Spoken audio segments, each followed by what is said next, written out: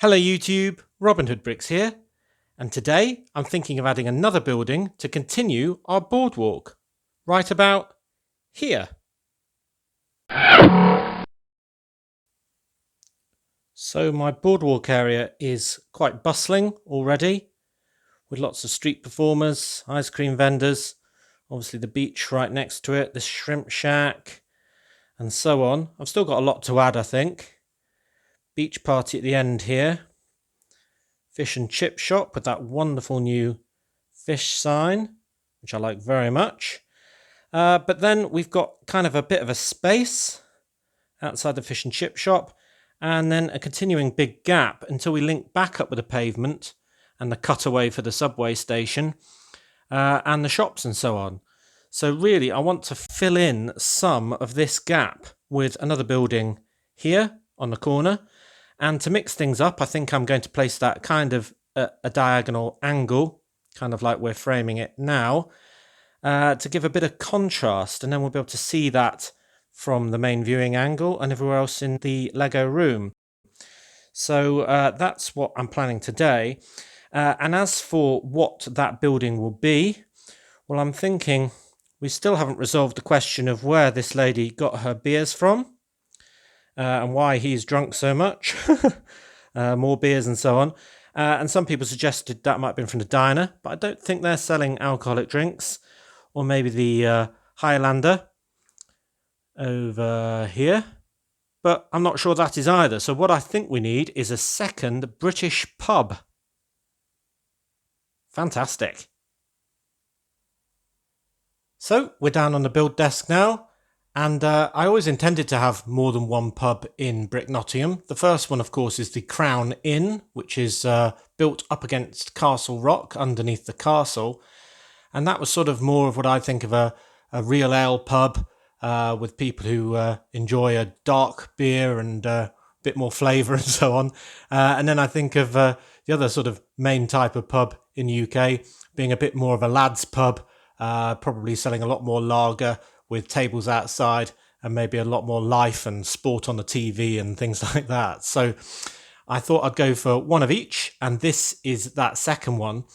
And the inspiration for the specifics of it came from a piece that I got in a brick hall, which was this piece. And it obviously says the Krusty Krab, and that's from a couple of SpongeBob SquarePants sets, 3833, Krusty Krab Adventures, and a slightly different one in the 3825, the Krusty Krab. And I didn't know anything about SpongeBob before I saw this piece. Nothing at all. But I instantly thought, well, that sounds like a pub name, the Krusty Krab. I mean, loads of pubs in the UK are called the Red Lion or something like that, or the Green Dragon if they're quite traditional. But the more modern ones and the more sort of let's say, energetic ones that is more what I'm trying to replicate here.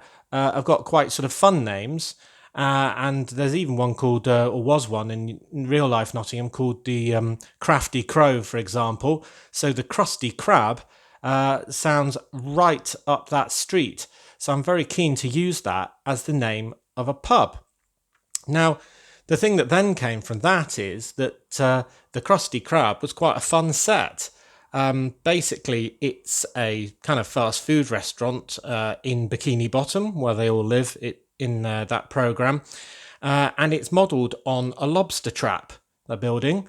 Now, when I first saw it, I thought it was modelled on a treasure chest because it's kind of got that sort of domed top and it's sort of oblong in shape.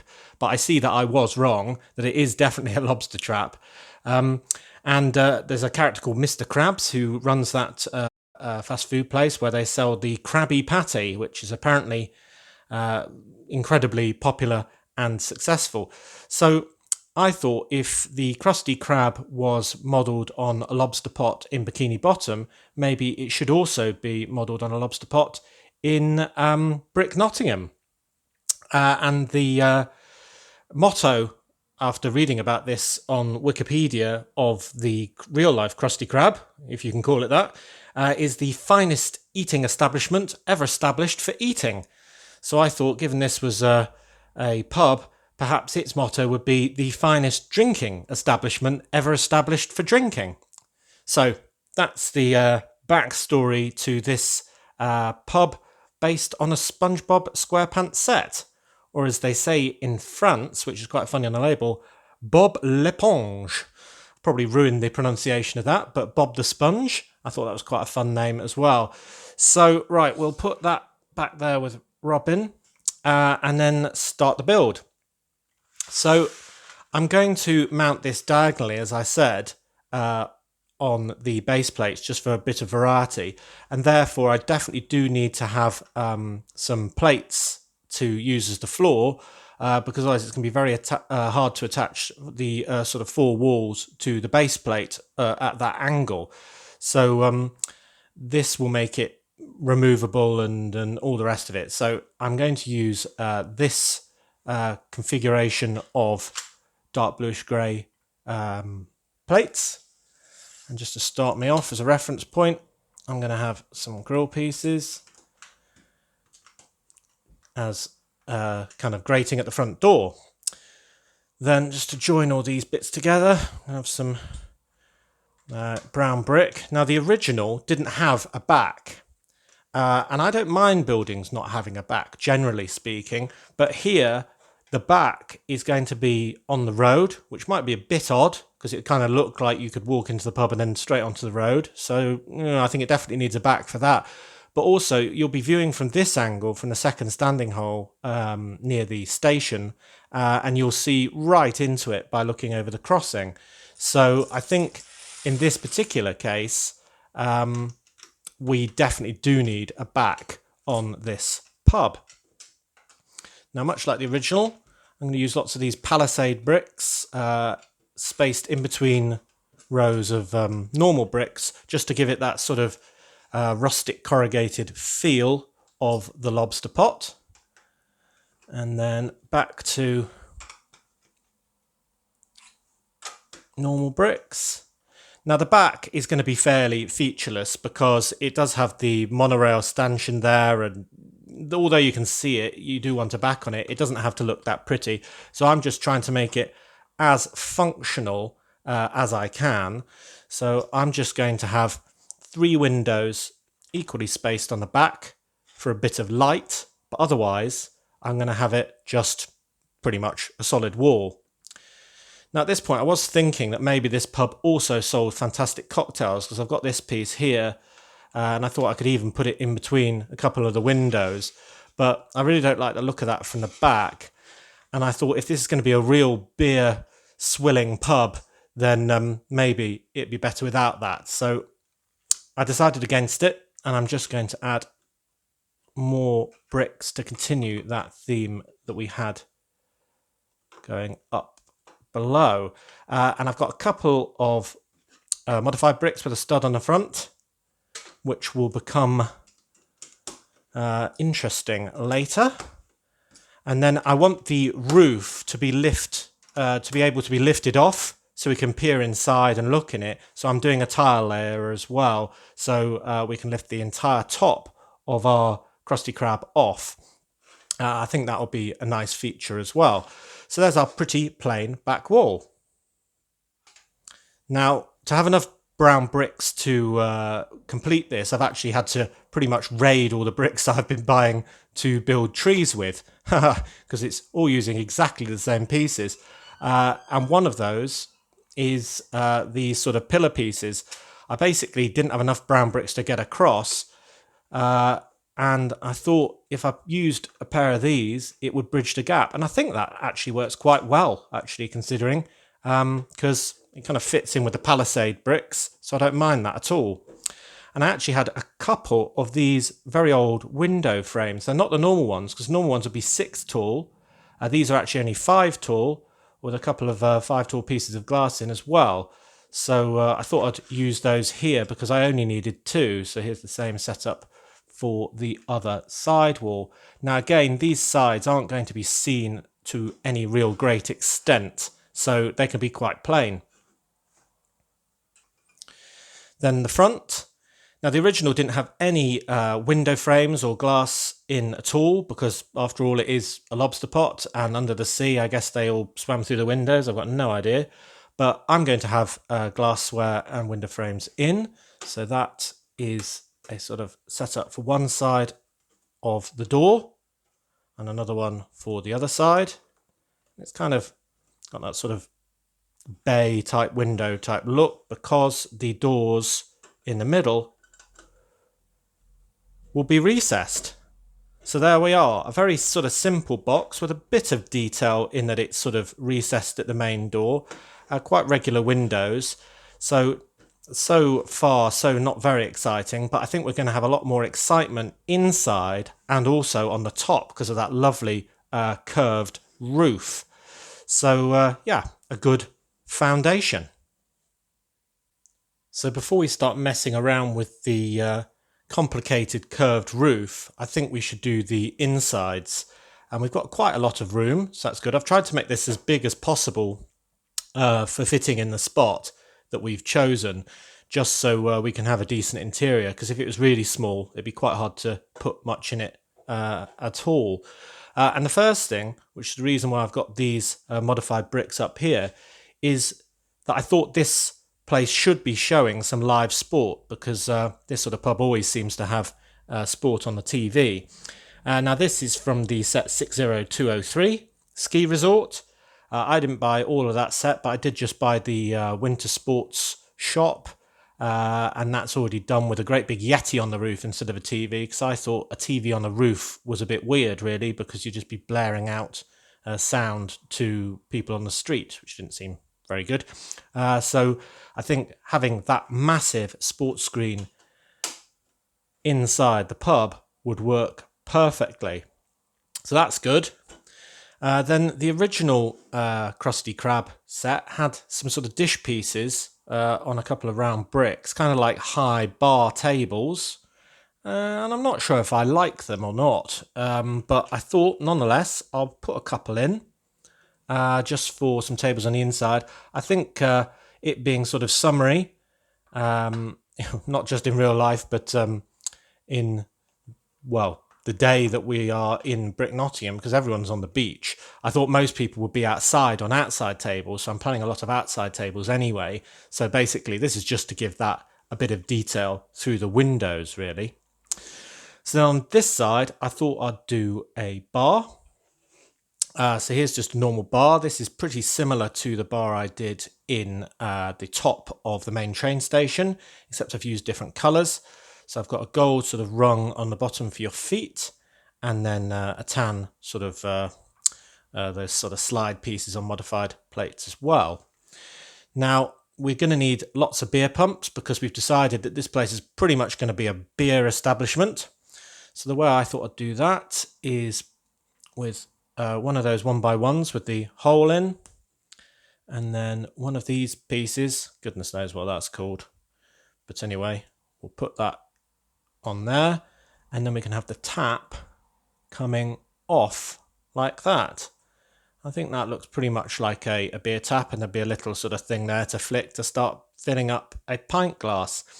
Now the reason why I've chosen this method rather than using lever pieces or something like that is because then we've got this round anti-stud facing us, and I thought into that we could just put a 1x1 round plate, or a single stud as some people like to call it, onto that, and it would show the type of beer it was.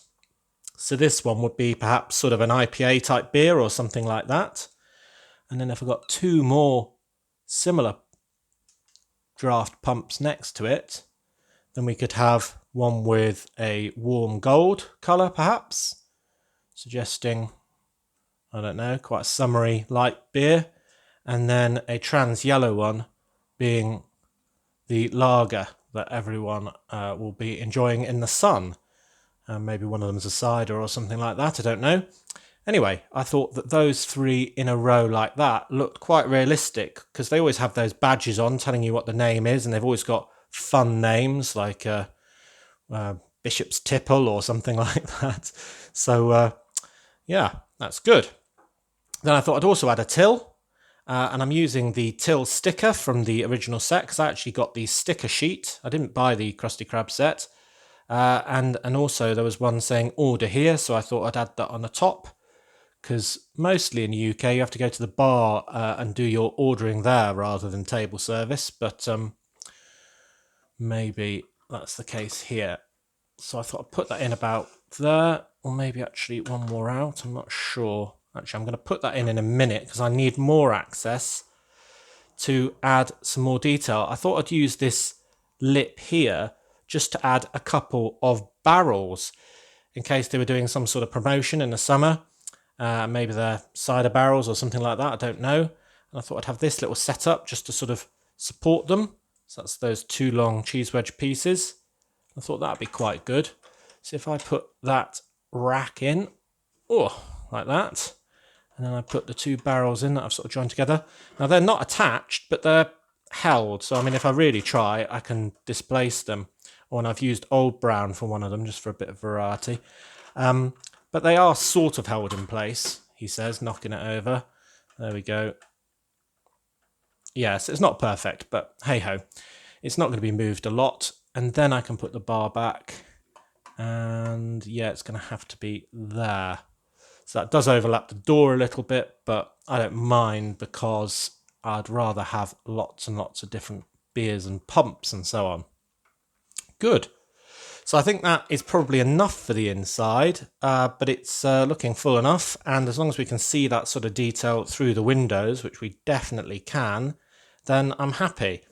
And the fact that one of our back windows is blocked now doesn't really worry me, to be honest. I mean, I could even change that glass piece out for something else, but yeah, it might be something that was added later after the building was built.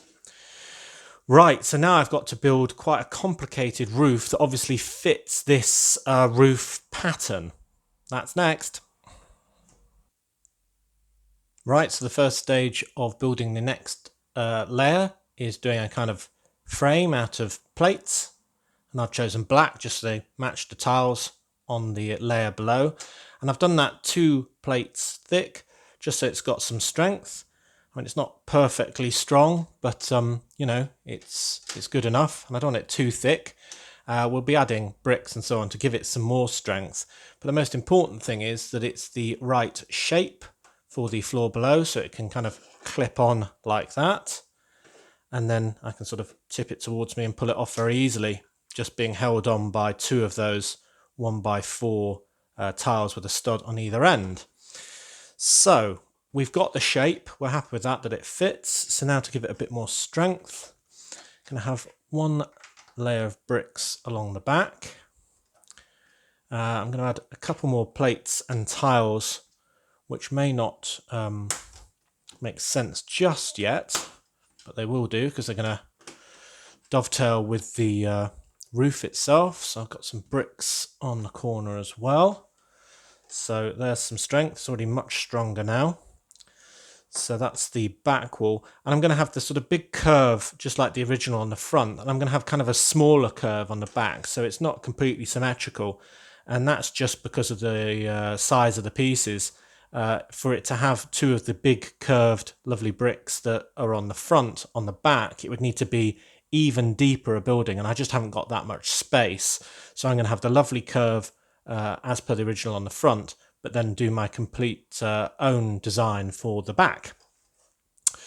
Right, so then on the sides, I'm going to add a couple of tiles just to tidy this up.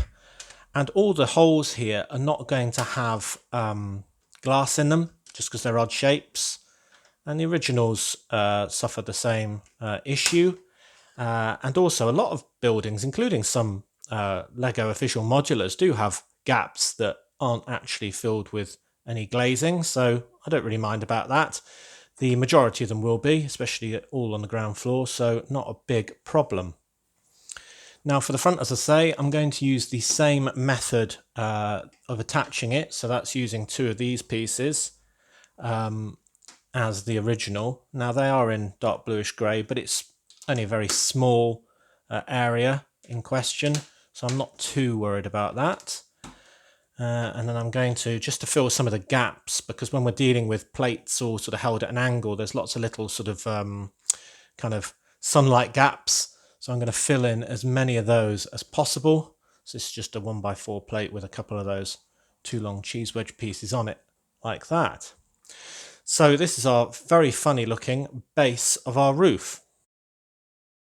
Now the curved pieces that I was talking about are these ones. Take the tile off so you can see it properly. It's this shape. And they're 6 deep, and that's why I couldn't use 2, because my building is only 10 deep. So I'm going to use those as the sort of curve, on the front. And then for a similar curve on the back, I'm going to use one of those curved slopes instead. So you can see we've got the big change of direction on the front, but just a hint of the same thing on the back. And I think that works. We're not going to see this greatly from the back because the tram line also is about here, this sort of height. So it's going to fill a nice gap actually. It's going to look really good. So I've deliberately left a gap in there because that's where the middle band of roof is going to go. And I've got the same construct on the other side. So I'll just pull them off briefly. So I can attach, so I can attach that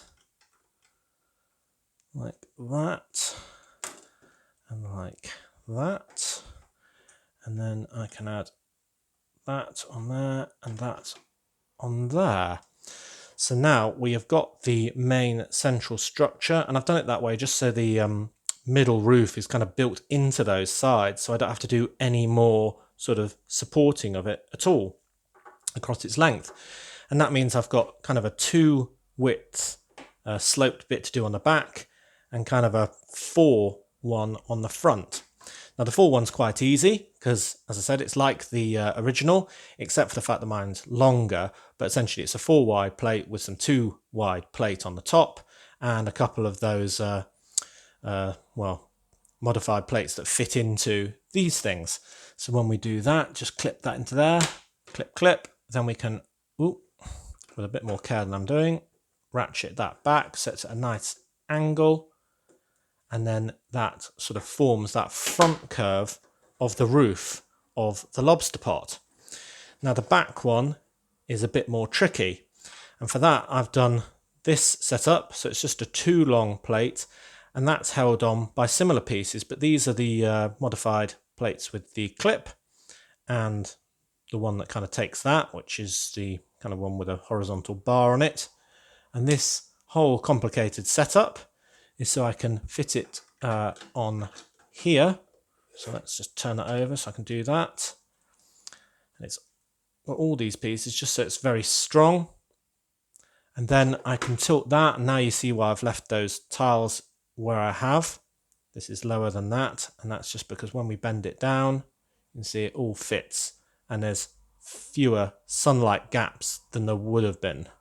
Good. So that kind of follows that angle very well indeed, actually. That bit's relatively flat, and that bit, pretty much follows the curve of that. Arguably the one Lego did is the worst of the 3, but nonetheless, I'm not trying to be braggy. So there is our roof, and let's try it on. Wonderful. Look at that. So there is our lobster pot. You can see why I thought it was a treasure chest, can't you? I mean, it kind of looks like a treasure chest, like you would sort of open it like that. I still think it does. Maybe it looks more like that than not. But given I'm calling it the Krusty Krab, I suppose I'd better keep it called a lobster pot. So I like that. That's looking good. Now we need a bit more decor and detail. We did the decor and detail on the inside of this, so I want to do some similar things. Now, no one will ever see this, but this is a little air conditioning fan. So it's a tiny little propeller piece on a 1x2 modified plate, kind of with that thing that you might put a car wheel on with, grill and a bracket. And I just thought I'd put that kind of centrally on the roof. So, well, you're never going to see it, but if you did take off the lid, just have a look and put it down, you might notice it and get a good surprise. So that's that. And then the original had some nice flags on. And I've even used one of those on my beach as a genuine sort of warning sign, because they're all sort of diving flags and so on. But I decided to not use diving flags for this because it's not a diving themed pub. It's a beer themed pub. So I thought I'd add some flags that look like they might be different types of beer. So I've got this one with a lion and a crown on. So maybe this is a local beer because it's got the crown logo on, which is the logo of Brick Nottingham. And maybe it's, I don't know, called Lion Lager or something like that. So this flag came from a lot of the Knights Kingdom sets. For example, 8779, the Grand Tournament. And it's a good looking flag. Nice gold and blue colouring. So I think that will brighten up our scene. So I'll put that one there. Then this one's a really nice old one. That's very, very faded. So you might not be able to see this that well, but there's sort of two sort of old drinking flagons or cups, one on its side next to some grapes. I mean, that arguably suggests wine perhaps, but I'm pretending it's beer. And that's from the really old Guarded Inn from 1986, set 6067. Now, I imagine some other people's ones might have fared a little better than that. Maybe that's a bit brighter, I don't know. But yeah, I think it is. But nonetheless, I like it for its sort of historic Lego significance. So I'm going to put that on the front, and that will be another beer that's either currently on sale or just has been and is decorating the roof. Then I've got this one with crossed cannons on. And that's a nice one from all the old pirate sets. So that's good fun as well. And a bit more different colour, being red and white. And then I've got this one, which is Captain's Daughter, which definitely sounds like a beer. I mean, it actually comes from a Pirates of the Caribbean set, 4193, the London Escape, and is actually a pub sign in that set. But I think that sounds definitely very much like a beer. You can imagine somebody ordering a couple of pints of Captain's Daughter. So I think that adds a lot of detail there. Great. Now I want to put this sign on the roof. So I don't really know what to put on these studs. So I thought I'll put some lights in yellow. Give me a shout if you can think of something better to fill those up with. But yeah, that kind of works. Modified brick, one on the other, and then probably there, wouldn't it? Or maybe one back. Yeah, maybe there. And there is the Krusty Krab, a la Brick Nottingham. Fantastic, I like that. Lots of colour, lots of life, an easily removable roof. And I think that'll look great sort of diagonally with the fish and chip shop here and the walkway continuing around the front. Excellent. So I hope you like that. Tell me what you think. Open to improvements as always. Well, I'm really happy with that. I think it looks really good. And really good, importantly, from all angles, all the way around. I especially like this curved roof. I'm quite proud of how sort of streamlined that looks on the back. A few gaps that can't be helped, but yeah, it's looking good. And whether you think it looks like a treasure chest or a lobster pot, I think either way it's got a nice sort of fishing type vibe for one end of the beach. And obviously already we've got the old fishing store on the other end of the beach. So yeah, there's a lot of buildings that are upholding Brick Nottingham's very rich maritime history. Unlike real life Nottingham, which is nowhere near the coast whatsoever. Anyway, I'm really happy with the outcome. Now, unfortunately, we just don't have enough time today to be able to put this in the city and do all of the wonderful scenes that I'm planning for the street outside, tables, people drinking, and, you know, scenes going by. So I don't want to do a bad job in a rushed way now. So there will be a second part to the Krusty Krab. So as always, thank you very much for watching. It is appreciated. Do remember to like, comment and subscribe for more awesome LEGO videos. Do also remember to go to the LEGO Ideas website, register in about 1 minute flat, and click support on my fast food corner idea to help it become potentially a brand new set. And otherwise, I'll see you next time for part 2. See you then!